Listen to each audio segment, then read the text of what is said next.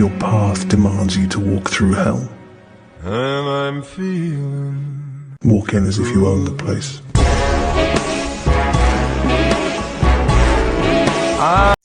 Good evening, everybody, and welcome back to a wonderful, fright-filled episode of Miss Violet's Underworld. I am Miss Violet Impulse, your ghoulish host, as always, and joining me for a special interview today over from the world of Twitter is Reanimate Her. How are you doing, sweetheart? I am doing fabulous. Thank you for asking, and thank you for having me on your show. I'm really excited. Have you? I mean, I reached out a couple of days ago. I think it was about a week ago. We were talking on and off about Hellraiser ringtones on phones and things like that.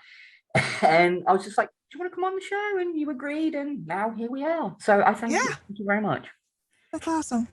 So would you like to tell my viewers just a little bit about what your whole thing is about on your social medias and all that kind of stuff, what you actually do?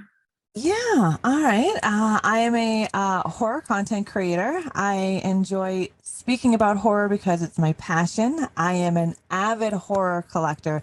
At the moment, you can't see my collection because it's all over the place, and I just moved into my murder basement, is what I call it. So my collection is all over. Eventually, I'll have cameras that point it around so people can actually see it. I mean, nice. Thanks. I create video games. Well, I don't create the video games. I create content with video games, mainly horror based. I also like educating people in horror. So I will do like the psychology behind horror, horror tropes, deep dives into films and movies. So yeah, it's kind of what I do around here with Miss Violet's Underworld. I mean, I covered Nightbreed, the director's cut, because I'd never seen the director's cut. I'd heard about it. It's beautiful. I'd never seen it. And as I said to pretty much everyone that I talked to about it, it's like, if you've seen the theatrical cut and then you watch the director's cut, it does feel like a very different movie. Yeah. There's even an introduction with Clive Barker, and the name of the guy that helped restore it escapes me at the moment, but there's a little interview with them too about how they went about restoring it and everything. And Clive Barker actually says that there's 20 minutes that they took out and replaced with 20 minutes of new footage. And then there's an additional 20 minutes of never before seen footage. And for such a big Clive Barker fan as myself, I mean, I've got a Hellraiser cube sitting literally right next to me. Nice. So I'm a big Clive Barker fan. To sort of see what he finally wanted to do with Nightbreed, it blew me away. So yeah, going behind the scenes and the backstories and the ins and outs of the characters, I love doing that kind of thing. So yeah, deep dives are so much fun. Oh hell yeah, especially when characters have such a rich backstory. Yes, indeed. And Friday the 13th, you get, what is it, 12 films deep now? There's going to be a lot of backstory to cover. Oh yeah. There's the TV series that's happening, The Crystal Lake. Yes. I'm excited about that. I am as well. I mean, I've always kind of had the suspicion within the laws of the film that there's something about the lake itself. It's not just Jason. There's something about it. And that's what this show, from what I've been seeing, is going to kind of cast a bit of a light on. So I'm definitely I'm hoping. I'd like to see some more lore because there's Crazy Ralph kept saying in the first one there's a death curse. So where does death curse come from? I mean, I understand that Pamela did the murdering, but there's a death curse. Then what is it? What happened on that lake or on that land? Hopefully they dive into that. There's more there beneath the surface. No pun intended with it being a lake, but there's definitely deeper depths to go into with that story. So I'm looking. Oh yeah, and the books are really good for Friday the 13th. I don't know if you've read any of the Friday the 13th books, but if you haven't, I read you might. The novelization for, I think it was part 3. Yeah, they have several. Yeah, you might be able to find them online at PDF format because they're really hard to find online to buy. That is one thing I would definitely go and check that out. That is one. They're a good read. I'll look into, definitely. But yeah, I did recently see that you streamed Friday the 13th on Friday the 13th. Yes. Yes, I absolutely love that game. Seeing as we're on the topic of Friday the 13th, I absolutely love that game. I think it was a definite love letter by the developers and the creators to the franchise. Yep, it's one of my favorite games. Anyone that asks me what's your favorite game, it's Friday the 13th. I have played that game religiously. Mind you, Friday the 13th is my favorite franchise. So Yeah, it's one of I've got all of the films, including the remake and Freddy versus Jason. I have them all. nice. I am a big Friday the 13th fangirl. I mean, Predator is definitely my first love, but that's more Yeah. sci-fi horror, sci-fi action, and that's a whole other subject we're not going to cover here today. Yeah, Ripley is my favorite final girl. She's the epitome of Yes, final I did girl. see that on Twitter this morning. I was like, yeah, I can agree with that. Definitely agree with that. I think Ripley not only is a final girl, but more so in the first one, she's the final girl, but in the Yeah. second one, she's that final girl, but she's a badass with it as well.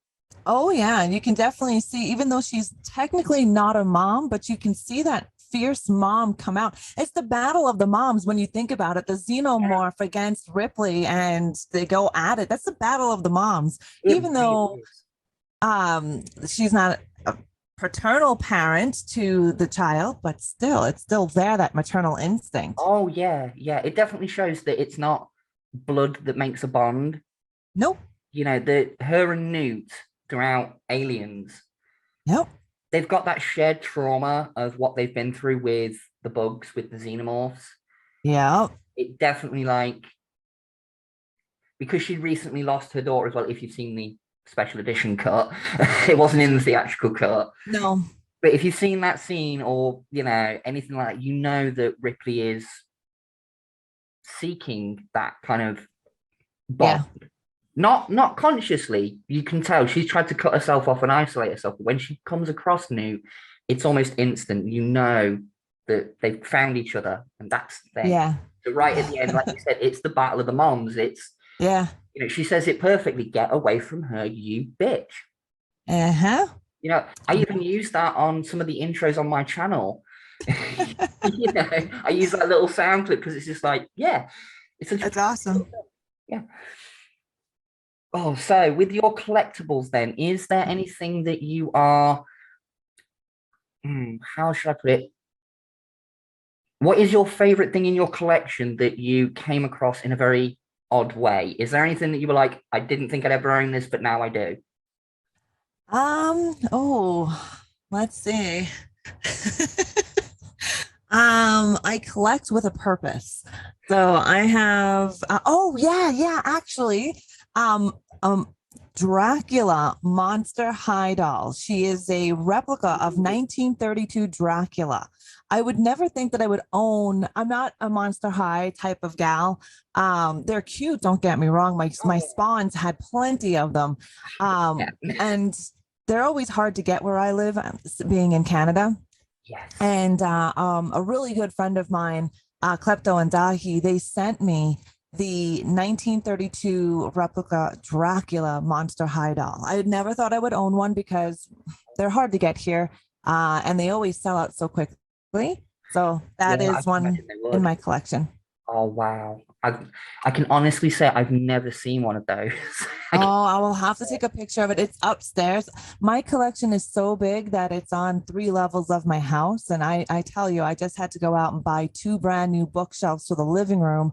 I still need another bookshelf and I need to get another wall unit behind me because still the majority of my collection is not the majority. I should say there's a nice portion that's Yeah. still like stockpiled in the closet because I don't have any space for them.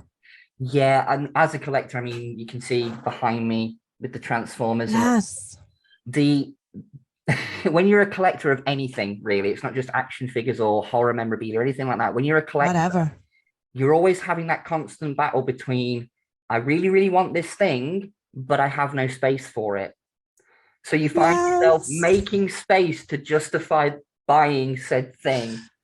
And I'm forever Yep. doing that. Like if I move this one over here, then I can put this one here, and then the new one can go there. It's like That's what I constant did struggle, isn't it? for this guy. Oh, is that the NECA one? This is the NECA Oh, American Werewolf in London, where Kessler is in wolf form. yeah, Kessler Wolf. I've seen that in my local toy shop, but Oh, it's a he's little bit pricey for gorgeous. me at the moment. It's like £60. So it's Oh my God, really? That's why it's so expensive. I think with shipping and conversion, I think I paid under $50. I bought it from oh crap, I bought it from a toy store in the States because I needed to have it. I have other American Wolf in London. I just never had Kessler in wolf form. yeah, And the only thing I will say is I don't really like the hinges and the pins. They could have made it a bit better. However, yeah, they I stand think out a he's little bit. That head sculpt, you cannot. Oh, that is perfect. American Werewolf. Seeing as we're now on the subject of it, with you showing that off, yeah. one of my all-time favorite horror films. You know, American Werewolf in London. I'm a Yes. big fan of practical effects. I've followed the career of the likes of Tom Savini and Rick Baker, Mm-hmm. kind of the big names in horror prosthetics and things like that. And I absolutely love their work. Yes. So watching something like An American Werewolf in London with that transformation sequence alone, I remember seeing that when I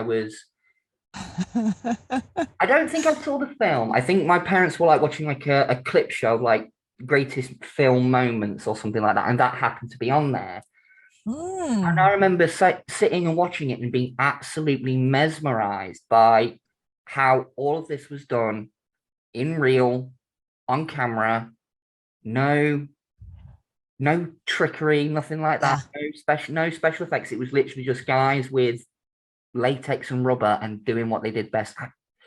It still holds up Yeah. now. Even now, I think it gives CGI a run for its money. Oh, yeah. I mean, the practical effects that were used in even any earlier film, it blows away CGI. I don't Oh, like hell yeah. CGI.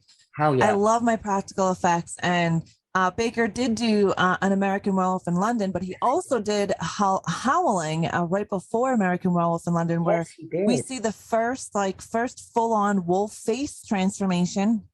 And then we see the first full body transformation in Yeah. American Werewolf in London. And then I think, what is it, 1932? Wolfman is where we see the stop motion transformation of Yes. Wolfman's face. I Yeah. love werewolves. They're my favorite. If I could be a werewolf, that's exactly what I would be. Oh, hell yeah. Very, very good choice there. Very good choice there. Speaking of werewolves in the more modern day, have you watched Werewolf by Night? No, I have not. It's part of Werewolf by the Night. Yeah, it's part of the Disney Marvel cinematic universe that's going on. Oh, let me grab my notebook. It is quite good because it's kind of Marvel and Disney taking their first steps towards more horror side of Marvel. Okay. Because obviously it deals with the character Werewolf by Night. So it's very, very good. It's not super gory, Yeah. but it Werewolf by Night. fight scenes are quite intense. And the one cool thing about it is it's done like a 1940s monster movie. It's done in black and white. It's got Nice. the cheesy operatic music. And although, yes, they do use CGI for things like the transformation, when he is transformed, from what I can tell, it's an actual prosthetic body costume. Yeah. So it's worth checking out. If you're a fan of werewolves, I can Love highly. werewolves. Yeah, there's have you seen the movie Where? WER. It's No, an underrated werewolf film. I will check Check it out. WER. WER. It does sound familiar, like I've seen a DVD There's case or something tons. like that. So, but have you seen Dog Soldiers? Yes, love dog soldiers. I went to the cinema to see that. When I was in college, we were part of a little film group. We got to go to the cinema for free on one day of the week. So we would, and we'd just see whatever was playing. And Dog Soldiers was one of them. And it's one of those films that I went in with zero expectations. I was like, it's a film about soldiers fighting werewolves. Yeah, we haven't seen that 100 times before. And then I sat through it and I come out of it and I was like, wow, that was brilliant. That was again the special effects in that with the guts hanging out and everything. That It's a good film. it is very good British film. Yes. Big up the Yes, side. the British know how to make horror. Well, I watched a film just recently called Bane, and on the DVD cover it says British horror at its best. Oh, One of my friends came around for film night. We put it on, and within 10 minutes, he was asleep. And within half an hour, I was on my phone reading messages on Facebook. It bored both of us to tears. It was like, oh no. oh my God, like I had such high hopes for it as well, because it's like, it's a micro-budgeted film, it's a first-time director. It touted itself as the best in British horror. I was like, this has got to be good.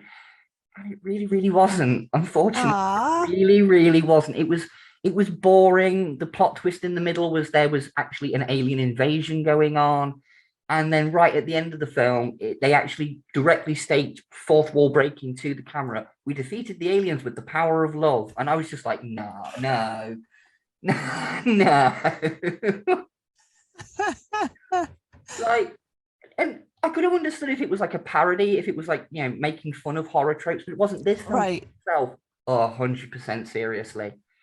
It was like committed to what it was doing, and no, it's not very good. It's not very good. Yeah, yeah. I've had some movies like that. Oh yeah. I mean, I grew up on horrors like that.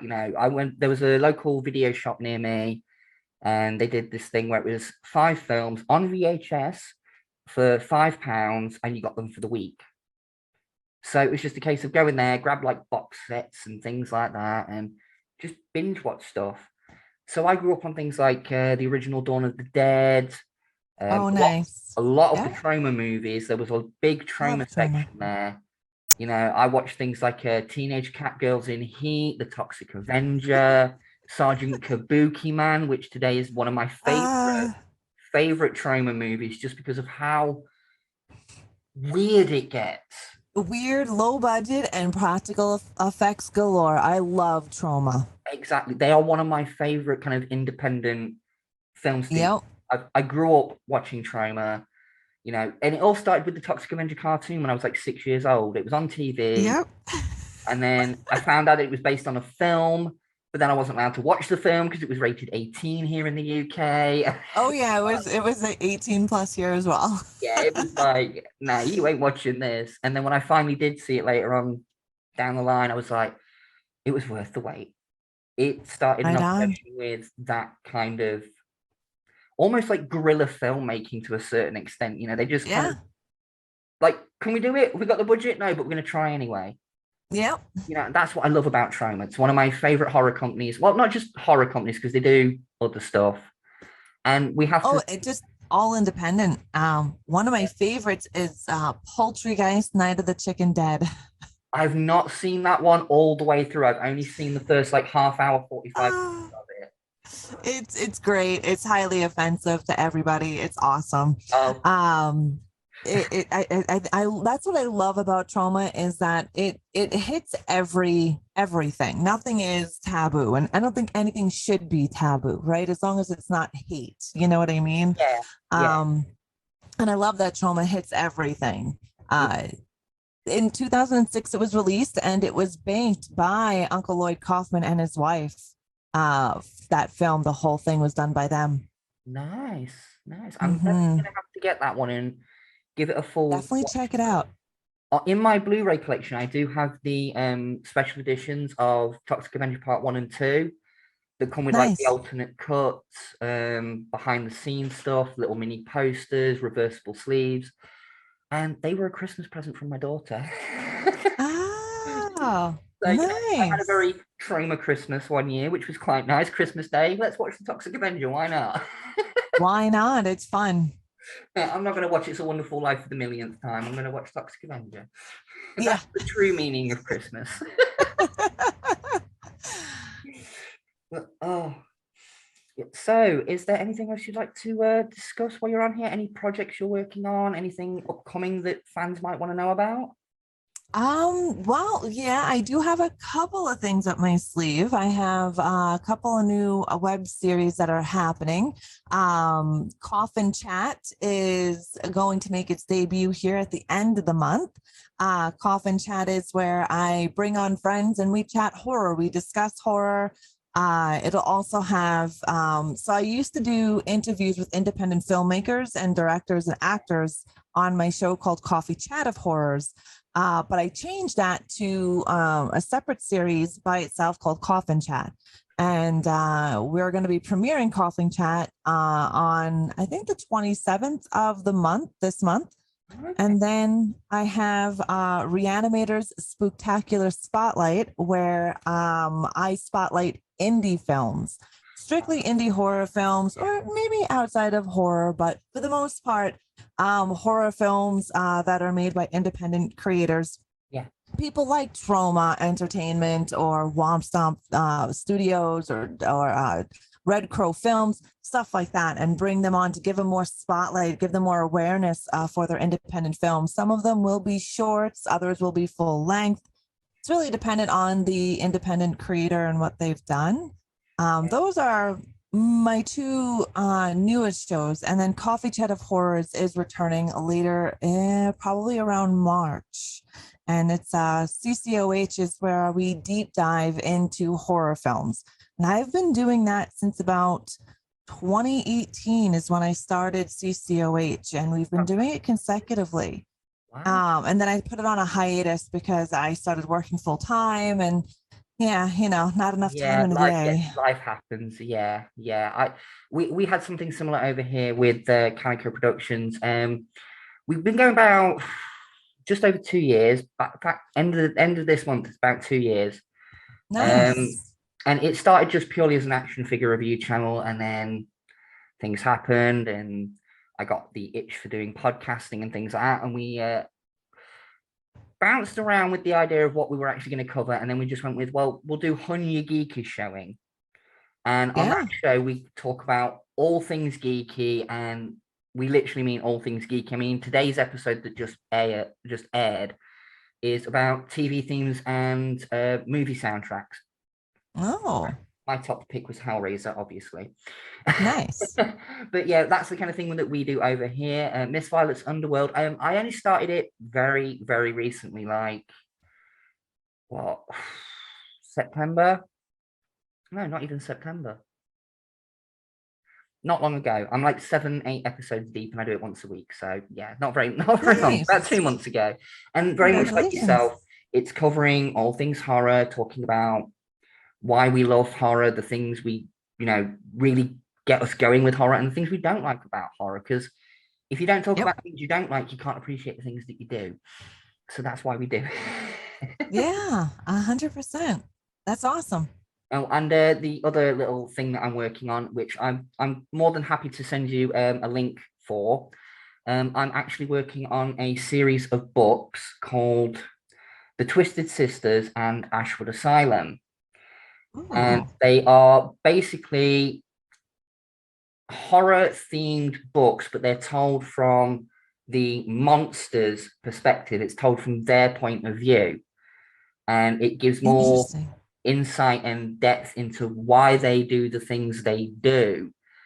And there's this whole subplot going on of, do they have powers? Don't they have powers? Is it all in their head? It's playing around with psychological aspects and things like that. And it's in its very early stages, but I do have a short story ready to go, and I'm quite happy to send you the link if you want to give it a read. Yeah, definitely. I think Just that me making. sounds really interesting. Thank you. I'm hoping to get it published sometime soon, but it's a case of getting it finished, getting it edited, and then submitting it. And Yeah. yeah, it's not easy work. It is not easy work. No, I have a bunch of friends online on Twitter actually that are authors. Some of them are self-published, and if you ever need any connections, let me know. I Oh, can thank send you. you some faces. Thank you. That would be brilliant. One, you talking about independent films, actually, I just remembered.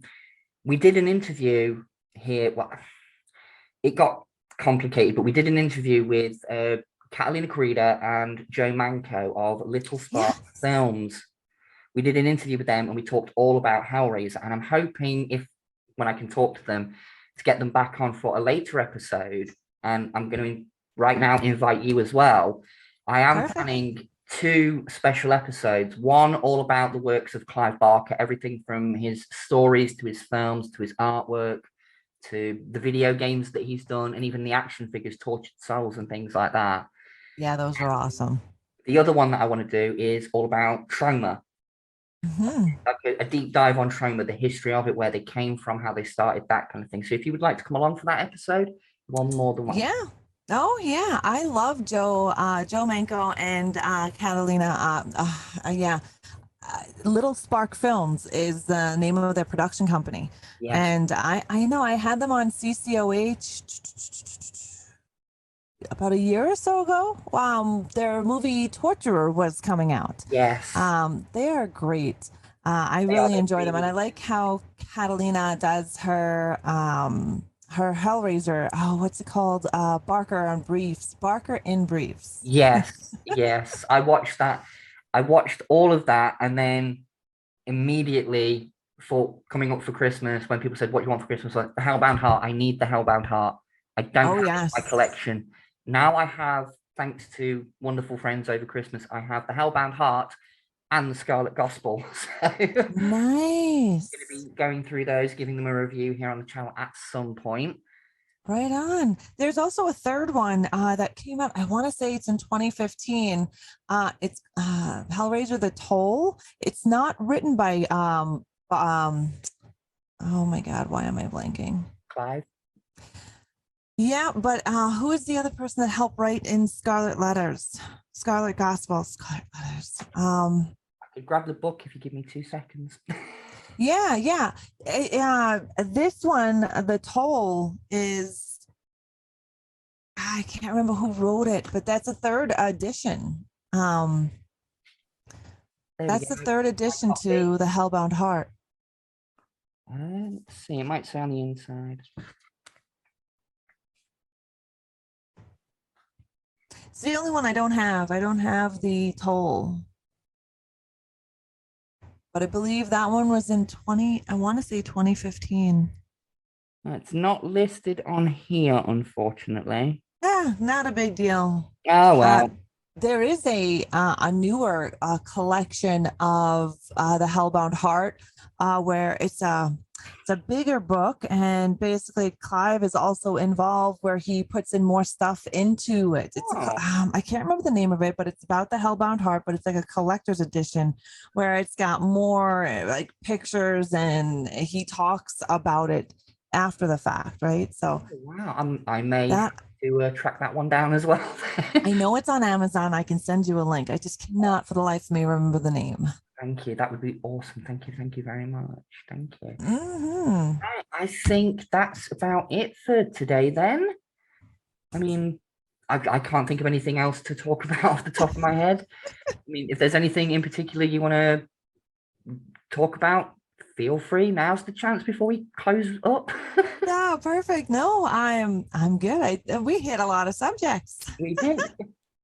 It's amazing how quick you can get through things. And normally it's like you can talk about one thing and it takes an hour. You can talk about 20 things in the space of 30 minutes. Oh, yes, very much so. But yes, thank you very much then. This has been Miss Violet's Underworld. She has been Reanimate Her. Go and check it out over on Twitter. I will put links in the description and all that kind of stuff, as you tend to do. But yeah, thank you for joining me, and I shall speak to you next time. Yes. Bye. I'll slash you later. I like that. If your path demands you to walk through hell, and I'm feeling walk in as if you own the place.